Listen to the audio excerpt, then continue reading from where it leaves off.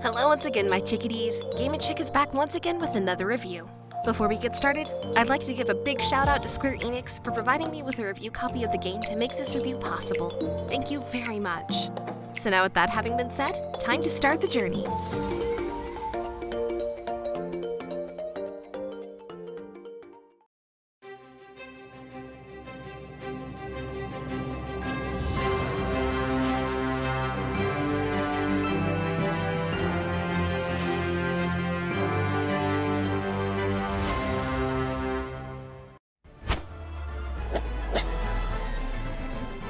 Star Ocean: The Divine Force is the latest entry into this long-running franchise and is developed by Tri-Ace and published by Square-Enix. Having been announced to absolute astonishment on my end, because heck, I figured this series was dead after the last few entries, we were greeted to another full console entry. Pushing aside our confusion and curiosity, we dive into this title in which we play the role of the main character named Raymond, because, you know, everybody loves Raymond, who is joined alongside by his crew of his space vessel named the Aegis. They are being targeted for some unknown reason at this time by another space vessel that fires upon the Aegis, which causes them to have to emergency evacuate as quickly as possible into escape pods, like their Saiyans from Dragon Ball. Crash landing on a planet named Aster 4, lost and confused, Raymond meets up with a princess named Leticia and her glorified butler, Albert. I know, he's her royal guard, but dude is a ween. At first they deem Raymond an enemy. He's new to this world after all. But after some slight convincing, they agree to help Raymond find his missing crew members who were lost in the pod escape, on the condition that he tells them who he really is, where he's actually from, and who is his daddy and what does he do. Well, maybe not that last part at least. At the start of your official game, after all the cutscenes, you're able to choose who you want to play as. Raymond, with this glorious 70s rock band hair, or Princess Leticia. Who you pick first will determine the story in critical moments. Even though the stories do intertwine no matter who you pick, the story will change a tad based off of your selection, which in turn could give you incentive for multiple playthroughs, should you fancy to attempt it. I suggest doing it though, otherwise some things might not make sense. It's all about context, bro. If you're going into this title looking for a grand, bombastic adventure, sadly this isn't the game for you, at least at first. Instead of in-your-face screaming anime men with swords that have become the norm of RPGs, you're instead treated to a story with a gradual build-up with time spent around the political implications of the world around you, spending time with character interactions, and forming bonds with your teammates.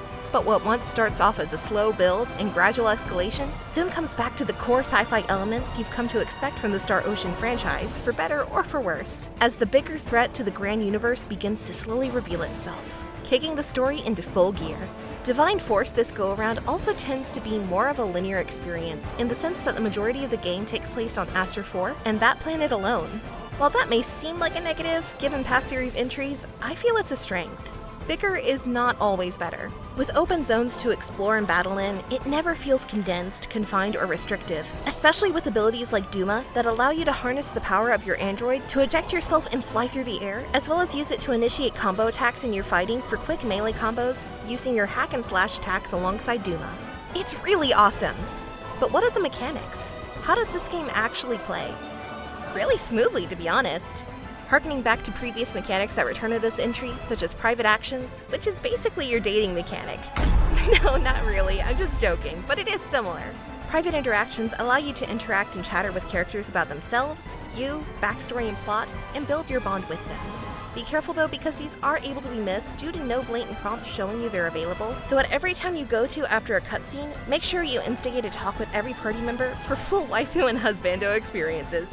As stated before, exploration through these zones will use a device known as Duma, which gives you the ability to fly short distances to make your trek through terrain less grueling. I mean, sure you can just fast travel, but screw that! I just had a Red Bull, so I got wings! Great thing about this is that every area is designed around it. So whether you're just flying normally, linking to rush to an enemy, or locking onto ledges of mountains to get crystals, it's always going to be the focus of how you explore and get around. By collecting the said crystals I just mentioned, will provide you ways to broaden the strength of your Duma device and its own unique abilities, similar to the way that experience points and skill points level up your individual characters and party of 4.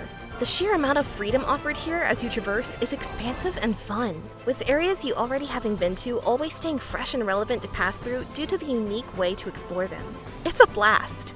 Unlike previous entries where movement is more of a standstill moment, here in this entry, it's all about how you move and the speed in which you do so. No, you won't be like the blue blur Sonic and feel you gotta go fast. But you will use Duma to slingshot enemy mobs, using blindside attacking, using the combo system to chain together attacks, including 3 techniques per character that lets the party use their amount of action points allotted to them. Proceed with caution, however, as both your VA for Duma and AP for your party do run out when overused. Hastily refill it quickly though by engaging with enemies or run an idle around to let it slowly recoup its bars, like my coward self did all the time.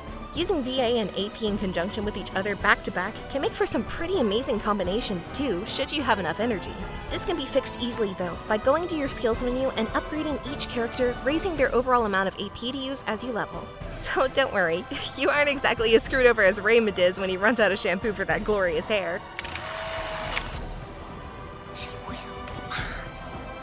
Moving over to the active skill-sided combat that help change things up alongside your VA and AP skill sets, these help spread diversity through broadening your chain combat system to an even further degree, allowing new ways to buff and debuff characters, in addition to being able to input items, such as customizing how to use your extra items for reviving or health. Furthermore, holding down your facial buttons will allow you to further ease into moving from a barrage of consecutive attacks to switching characters on the fly to fight in real time, or pressing the trackpad to stop them a la FF7 Remake system, which gives you 2 ways to fight, slowed down combat or real-time fast action attacking. I'm talking Fist of the North Star type of fast attacking. The amazing thing about this combat system though to me, besides forcing you to be strategic and creative, is that every character feels distinct in their variety, with all having strengths and weaknesses with their individual playstyles, leaving always one new way to approach a battle, regular enemy, or boss fight. It all just flows. Character growth, as stated before, is also a key here. When I mentioned EXP and skill points along with battle providing SP to unlock skill trees, which includes upgrades to your base stats, high resistance, combat skills, healths, combos, it's all extremely fulfilling and offers you as the player dozens of different ways to build every character in your party, the way you want to. You, player, are the real MVP of this world. With the fighting being fast-paced action with its melee and combat system, and its smooth gameplay overall, it's definitely one of my favorite mechanics in a Star Ocean game in a long time. But the downside is that to truly utilize this combat to its fullest, it's going to take you at least 10 hours into the story to get proper upgrades and skills, give or take, to truly take advantage of just how great the system is. Thankfully, it's not as long as FF13's wait 30 hours for the game to get good, so we dodged a bullet there. The reason why I'm asking for that 10-hour caution period is due to other skills, such as their ultimate skills being in relation to Vatting and S3 Cage. S3 Cage allowing Duma to become self-sufficient to bolster the party's defenses overall, but at the expense of losing your mobility and other combo attacks until you manually set it back to its normal default stage. This offers even more ways to combat than ever before in a Star Ocean game in my opinion, and it's a much welcome change to me. How hard exactly is the game though? Well, in regards to the game's challenges, that depends on the difficulty setting, with settings that are more leisure, making grinding less of a hindrance, whereas the universe setting is for the serious hardcore players that love challenges and getting their butts handed to them. Which is definitely not me, I'm a total ween. When you're done with the storyline, or even just want to take a break, you may seek out townspeople and complete side quests. I know, real shocker there, right? Completing side quests will allow you to fast travel to their locations or area they're in, and most of your quests will include monster farming and slaying. Fetch questing, such as gathering specific things or items townsfolk want, for people like Welch, who is basically Sid from Final Fantasy in regards to the function known as crafting. Working with Welch, you will take part in tasks that she gives to you that unlock crafting items such as compounding materials to create new items, new armor and accessories, upgrade weapons, etc. It's not mandatory, but you'll thank me later for doing it, due to later game bosses being a total dill pickle to fight. Ouchies! Patience is also required for this, since stronger materials aren't available till later, or via other side quests in towns that come at a further point in the story arc. Besides side quests, which are hit or miss, you're also able to do mini-games with decks for further content. Think of Final Fantasy Tetra Master or Magic the Gathering, and you get the idea. This deck minigame requires you to place your collected pawns on a game board and attack and reduce your opponent's HP to 0 and defeat them fully. Much like in Final Fantasy VII Intermission, you will have pawns that each have different attack types, which you can cause matches to go from great to bad in the blink of an eye should you strategize wrongly. Choose wisely and think carefully, as each opponent is harder than the last. Thankfully not Tonberry level of hard though, little cute jerks.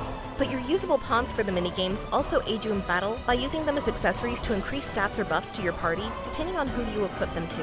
So be a Pokemon master and collect all the pawns you can get in order to bolster your arsenal to even greater levels. Or don't, you lazy bum. It's entirely up to you. Overall, this title with its engaging combat, great characters that show and have depth, strategies of combat being a heavy focus, expansive skill tree letting you play how you want, great, even beautiful-looking environments that seem fleshed out and realized, extra content after the story with side quests and minigame pawn collecting, grinding not a huge factor, all of these make Star Ocean: The Divine Force an extremely inviting RPG. And to me, a return to the form of where the franchise should head next. Granted, it's not perfect, with frame rates dropping in a few towns, and dungeons an early slog of story, but overall, I feel this is a must-play for Star Ocean fans that have been burned by the last few entries. So with all that having been said, my verdict is clear. GameNChick says bye now.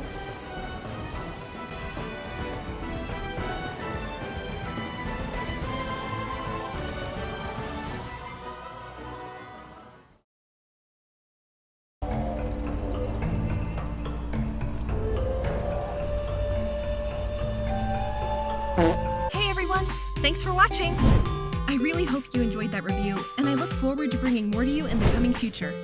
For new people, feel free to hit that subscribe button and give this video a like or share, and for people already subscribed, make sure to hit that notification bell so that you do not miss out on any future content uploaded. Also, feel free to click on my other reviews linked above because they're kinda cool too, so give them a look. Once again, thank you so much for watching, and I'll catch all you chickadees on the next one. Quack!